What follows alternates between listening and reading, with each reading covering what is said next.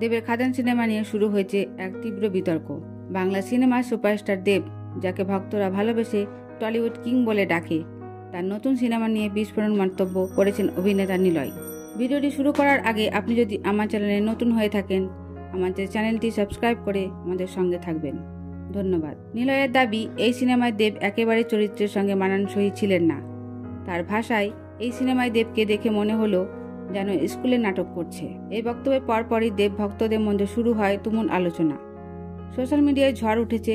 অনেকেই বলছে নিলয় আসলে পাবলিসিটির জন্য এসব বলছেন। আবার কেউ মনে করছেন তার বক্তব্যের মধ্যে সত্য লুকিয়ে থাকতে পারে। তবে এখানে শেষ নয়। নিলয় আরও বলেছেন, দেবকে এই সিনেমায় না নিয়ে যদি আমাকে নেওয়া হতো তাহলে এটা ব্লকবাস্টার না ইতিহাস হয়ে যেত। নিলয়ের এই মন্তব্যের পর অনেকেই প্রশ্ন তুলেছেন, সত্যি কি তিনি দেবের থেকে ভালো পারফর্ম করতে পারতেন, নাকি এটি শুধুই বড় কথা। এদিকে দেব এখনও কোনো প্রতিক্রিয়া দেননি। তবে ঘনিষ্ঠ মহলে তিনি নাকি বলেছেন, এমন বাজে মন্তব্যের জন্য আমি কোনো উত্তর দিতেও চাই না। তবে প্রশ্ন থেকেই যায়, নিলয়ের এই সাহসের পিছনে কারণ কি? এটা কি শুধু এক মুহূর্তের উচ্ছ্বাস, নাকি এর পেছনে রয়েছে কোনো সুদূর প্রসারী পরিকল্পনা? তার কি সত্যি এত আত্মবিশ্বাস, নাকি দেবের সাফল্যে ঈর্ষান্বিত হয়ে এমন মন্তব্য করেছেন? নিলয়ের ভবিষ্যৎ কি হতে চলেছে? এই বিতর্ক কি আরও বড় কিছু ইঙ্গিত দিচ্ছেন?